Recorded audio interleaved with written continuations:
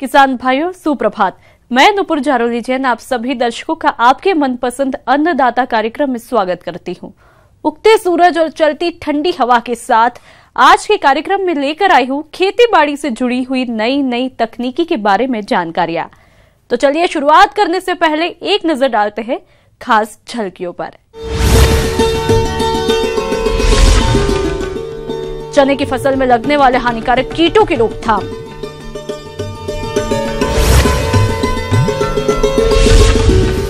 सरसों की फसल में लगने वाले रोगों की पहचान एवं नियंत्रण के उपाय,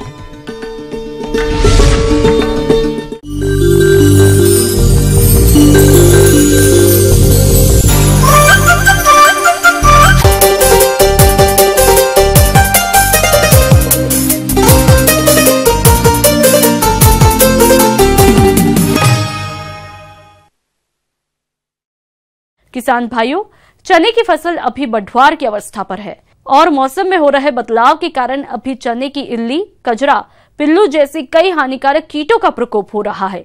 ये कीट फसल की शुरुआती अवस्था से लेकर फली में दाना बनने तक काफी नुकसान पहुंचाते हैं, जिससे उत्पादन में तो गिरावट आती ही है, साथ ही प्राप्त उत्पादन की क्वालिटी भी खराब हो जाती है। इसलिए समय रहते चने की फसल में इन कीटों की रोकथाम आप कैसे करें, इस बारे में जानकारी दे रहे हैं बिहार कृषि महाविद्यालय साबौर जिला भागलपुर के कीट वैज्ञानिक डॉक्टर एसएन राय।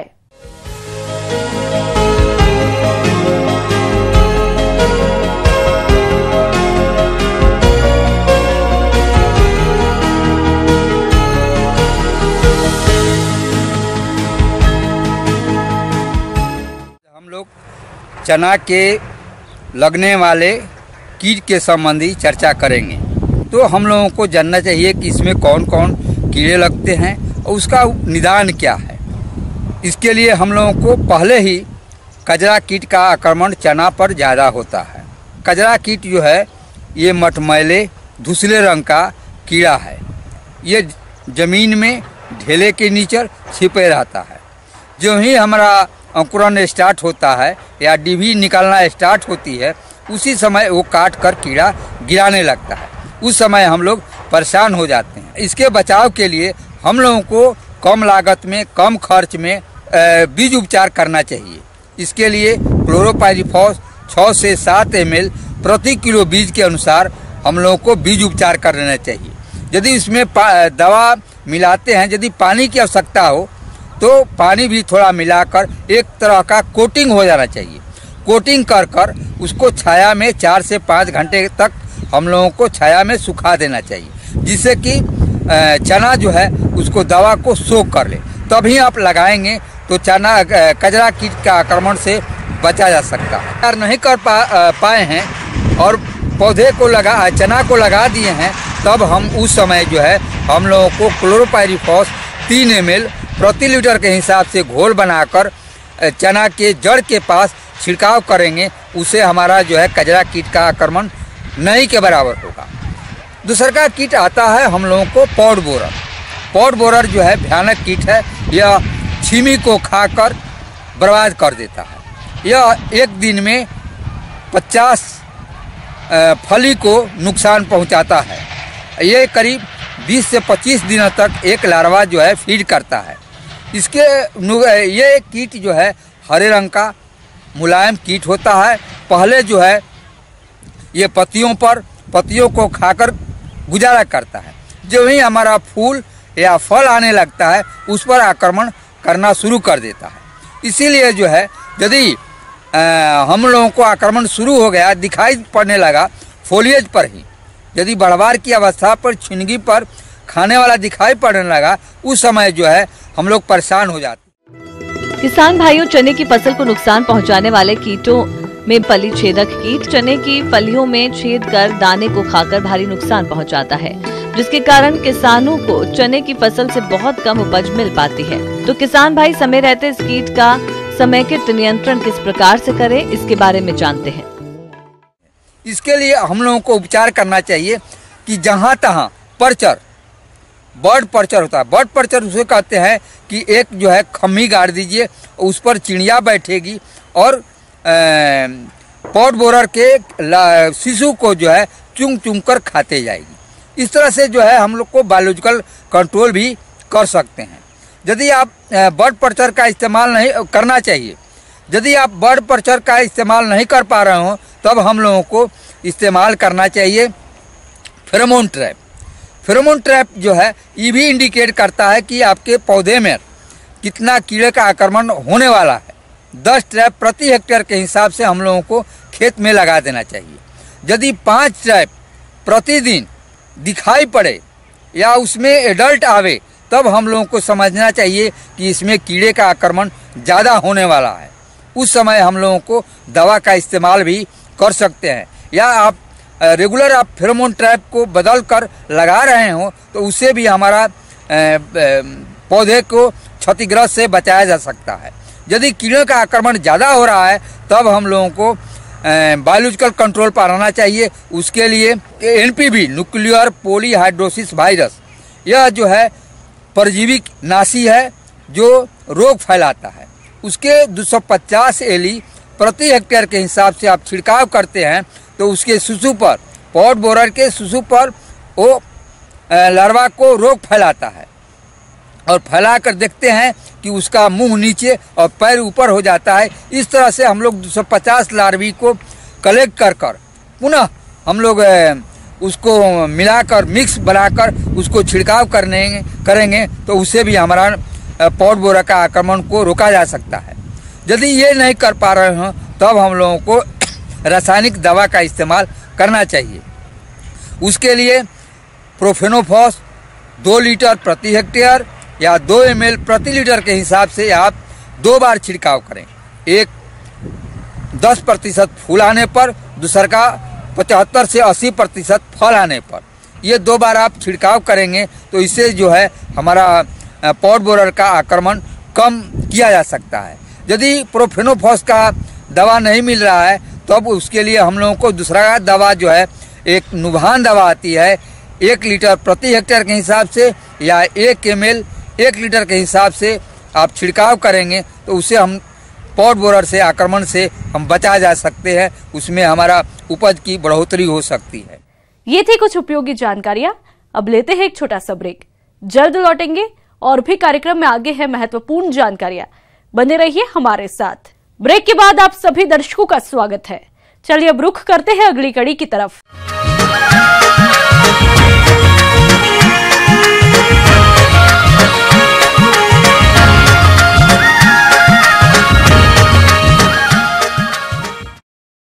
हमारे प्रदेश के जो किसान भाई सरसों की खेती कर रहे हैं, उनकी फसल इस समय फूल और फली बनने की अवस्था पर है, लेकिन इस समय फसल में कई तरह के रोगों के लगने की संभावना भी रहती है, और इन रोगों की रोकथाम नहीं की गई तो फसल को भारी क्षति होती है। इसलिए इस समय सरसों की फसल में रोगों की पहचान करके उनका नियंत्रण सही समय पर करना बेहद जरूरी होता है। तो सरसों की फसल में कौन कौन से रोग लगते हैं और इनका नियंत्रण कैसे करना है, आइए जानते हैं बिहार कृषि महाविद्यालय साबोर जिला भागलपुर के पौध रोग विशेषज्ञ डॉक्टर AP भगत से।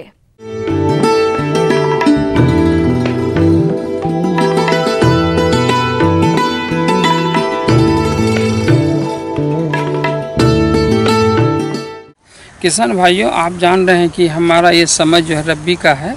रबी में हमें तिलहन में सरसों लेते हैं, और यह सरसों हमारे लिए प्रत्येक दिन के भोजन के साथ हमें सब्जी में डालना है। किसी तरह का सरसों का उपयोग हम लोग करते हैं, तो इसका महत्व बहुत अधिक है।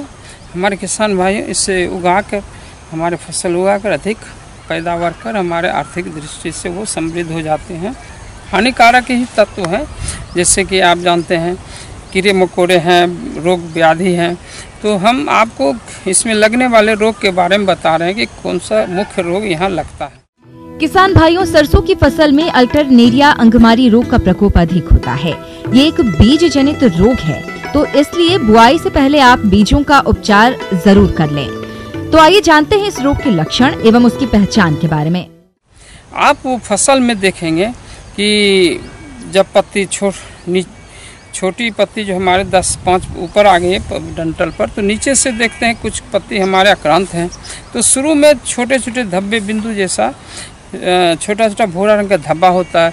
जो धब्बा बड़ा होता है और वह बड़ा होकर आपस में मिल जाता है, जिससे देखते हैं पूरे पूरे पत्ती हमारा झुलस जाता है।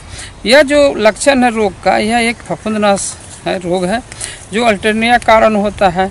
यह रोग टिकलूनुमा हम भी बोलते हैं, धब्बा जो भूरा रंग के होते हैं, जो यह अगर पूरा मैच्योर कर जाए तो वहाँ से वह धब्बा टिकलूनुमा धब्बा गिर जाता है जमीन पर, पत्ती से अलग हो जाता है। लगता है कि कोई उस पर पत्ते पर गोली मारा हो, जो सूट होल बोलते हैं, जो कि एकदम सिर्फ गोल गोल धब्बा, खाली धब्बा दिखाई पड़ता है पत्ती पर। यह लक्षण मुख्यतः हमारा है कि अल्टरनेरिया का, ब्लाइट का। और यह धब्बा आपके फल पर भी दिखाई पड़ता है कि हमारा पॉट जो है जिसमें सरसों है, फल जो है उस पर छोटे छोटे धब्बे हुए, और जिसके कारण धब्बा के कारण वह फल सिकुड़ जाता है उस जगह।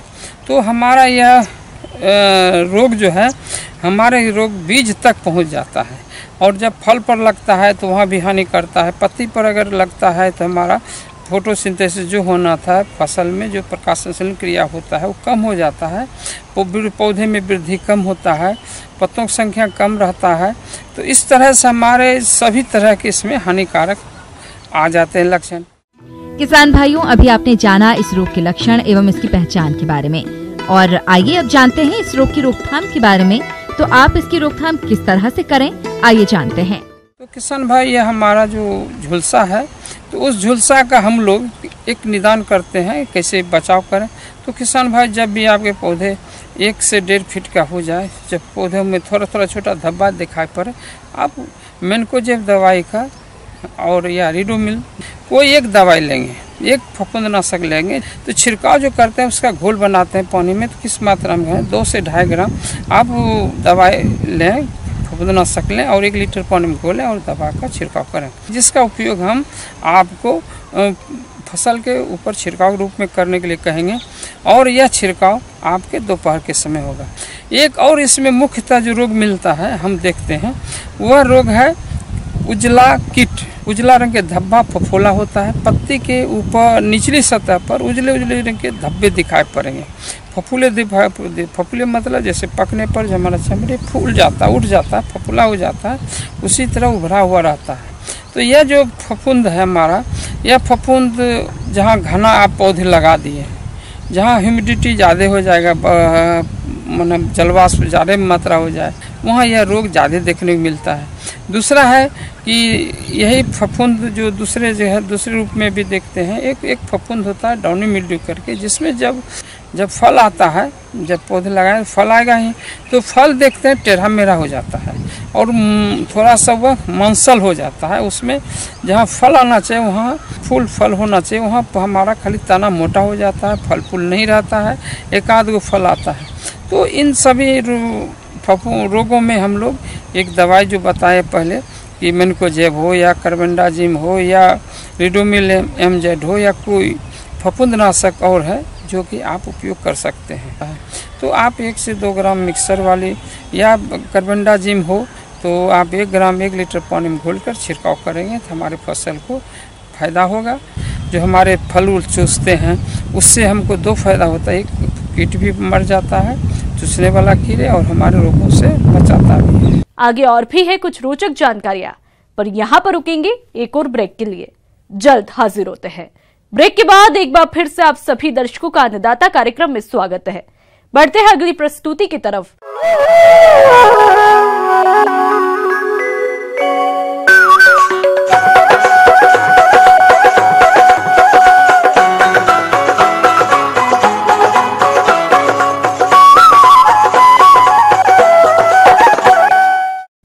प्रदेश के कुछ किसान भाई अधिक लाभ कमाने के लिए खेती के साथ ही सह व्यवसाय के रूप में बतख पालन भी किए हैं। उन्हें इस व्यवसाय से अधिक लाभ मिले, इसके लिए जरूरी है कि बतखों का मौसम के अनुसार देखरेख और आहार प्रबंधन किया जाए। यदि बतख पालक इसमें किसी भी तरह की लापरवाही करेंगे तो इससे वह लाभ नहीं मिल पाएगा जिसकी वे आशा किए हैं।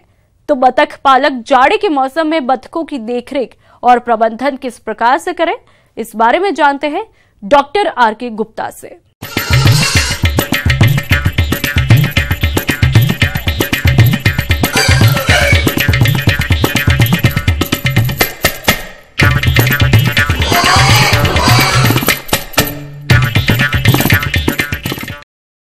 हमारे देश में अंडा उत्पादन तालिका में मुर्गियों के पश्चात बत्तख का ही स्थान है।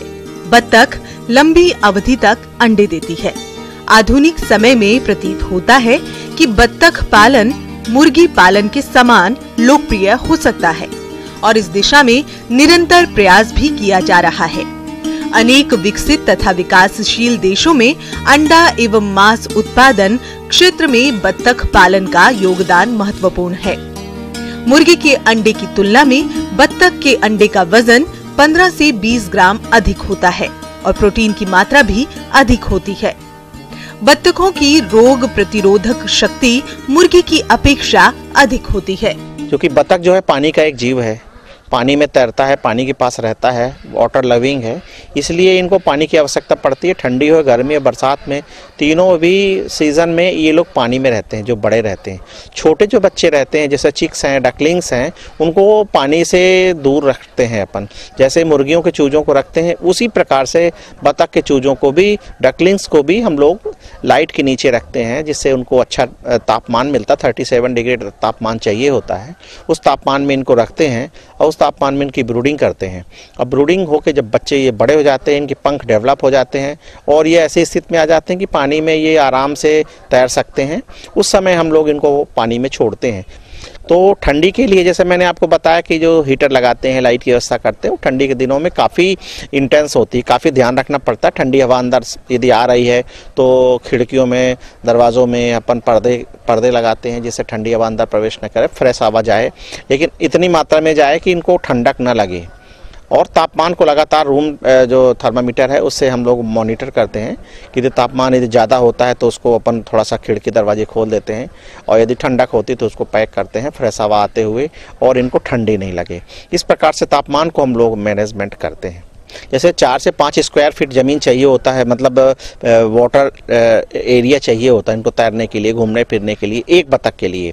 और जैसे ब्रीडिंग करते हैं, मेल हैं, घूम रहे हैं, फिर रहे हैं, तैर रहे हैं, इस प्रकार से एक खुला हुआ एक वातावरण ऐसा होना चाहिए, नेचुरल वातावरण इनको मिलता है, तब इनमें अच्छा डेवलपमेंट भी होता है, अंडे प्रोडक्शन भी अच्छे आते हैं। उससे जो चूजा, जो उनकी फर्टिलिटी है अच्छी रहती है अंडों की, उसके हिसाब से हम लोग ये सब करते हैं। तो 10 बत्तख के बीच में एक नर बत्तख छोड़ते हैं जिससे ब्रीडिंग होती है, उसके हिसाब से उनको स्पेस हम लोग देते हैं।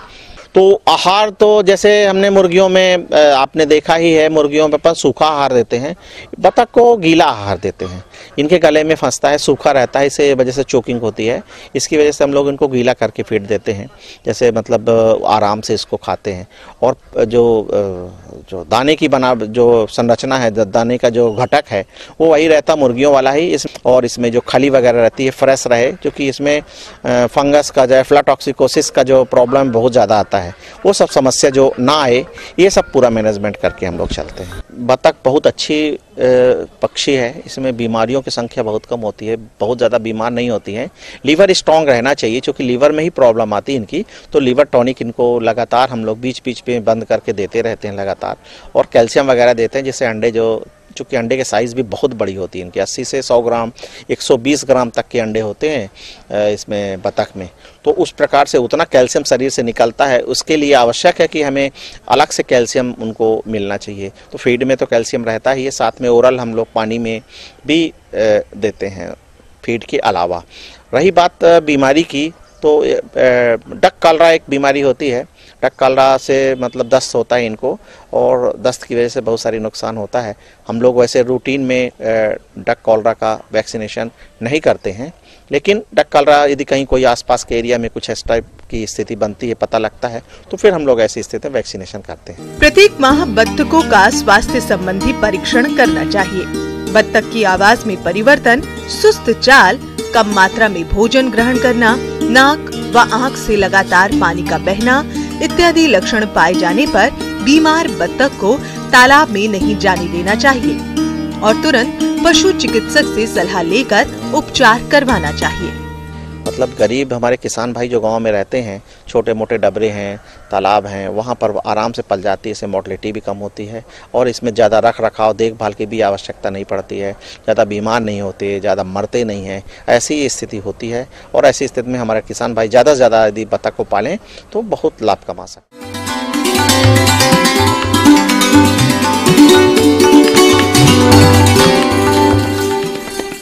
जॉन डियर अन्नदाता हेल्पलाइन निशुल्क फोन संपर्क सेवा के माध्यम से आपके द्वारा पूछे गए प्रश्नों में से एक या दो महत्वपूर्ण प्रश्नों को हम अपने कार्यक्रम में शामिल करते हैं। इसी के तहत आज का चयनित प्रश्न और उसका जवाब इस प्रकार है। अन्नदाता निशुल्क फोन संपर्क सेवा के माध्यम से पूछे गए प्रश्नों में से आज हमने जिस प्रश्न को कार्यक्रम में शामिल किया है उससे पूछा है ग्राम कांतनगर, जिला कटिहार के कृषक प्रवीण यादव ने। यह जाड़े के मौसम में दुधारू पशुओं की देखरेख प्रबंधन के बारे में जानकारी चाहते हैं।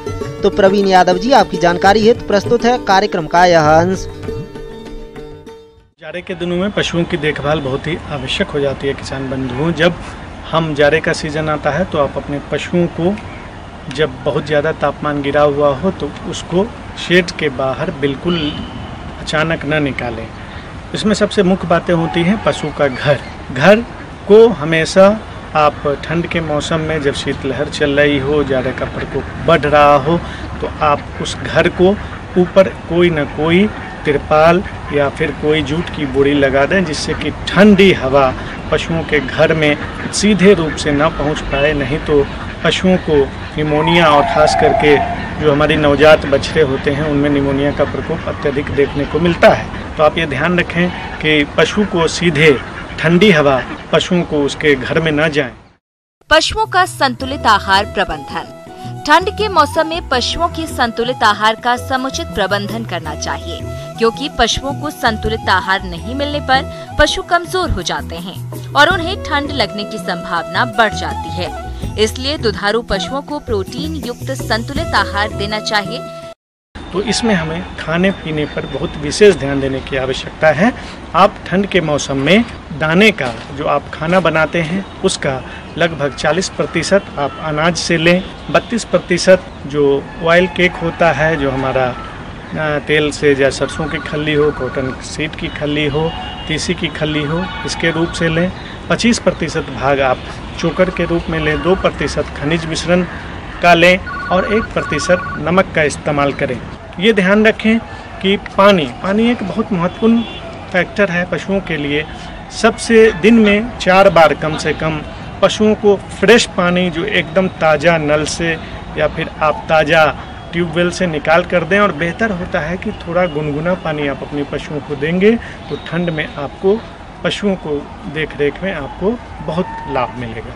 चारे में हरे चारे की उपलब्धता को आप सुनिश्चित रखें और जिसमें फाइबर हो, लगभग 16 से 17% आप अगर अपनी पशुओं में फाइबर की मात्रा को चारे के रूप में हो, अनाज के रूप में हो, चाहे जिस भी रूप में आप मिलाते हैं, तो आपकी पशुओं को इसका बहुत ही अच्छा परिणाम देखने को मिलेगा और जाड़े के मौसम में जो कठिनाइयाँ आपकी पशुओं को होती है वो आपको देखने को नहीं मिलेगी। पशुशाला की नियमित साफ सफाई नहीं करने पर पशुओं के गोबर और मूत्र के कारण गंदगी फैल जाती है, जिसमें कई हानिकारक फफूंद और जीवाणु पनपने लगते हैं, जिनके संपर्क में आने पर पशु घातक रोगों की चपेट में आ जाते हैं। इस परिस्थिति में आपकी पशुओं में गलघोंटू रोग देखने को अत्यधिक मिलता है। इसमें संक्रमण की मात्रा बहुत अधिक बढ़ जाती है। तो आप ये सुनिश्चित कर लें कि जब घर के बाहर का तापमान सुबह में सामान्य हो जाए तभी आप अपनी पशुओं को निकालें। ठंड होने से पहले अपनी पशुओं को उसके घर में वापस ले जाएं। तो आप घर की सफाई रखें और पशुओं के बैठने की जगह, पशु जहां बैठती हो वो बिल्कुल नमी युक्त ना हो, वो बिल्कुल सूखा हुआ हो। अच्छी व्यवस्था होती है कि आप उसके नीचे कोई पुआल की व्यवस्था कर दें। और पशु जब अत्यधिक ठंड का प्रकोप देखने को मिले तो पशुओं के शरीर के ऊपर कुछ न कुछ बोरा हो या फिर कोई गर्म कपड़े हों, गर्म बोरे हों, उसका इस्तेमाल करें तो आपकी पशु को इस ठंड के प्रतिकूल प्रभाव से आप बचा सकें। अब आइए देखते हैं कल दिखाए जाने वाले कार्यक्रम की मुख्य झलकियां। सरसों की फसल को हानि पहुंचाने वाले लाही कीट का समेकित नियंत्रण।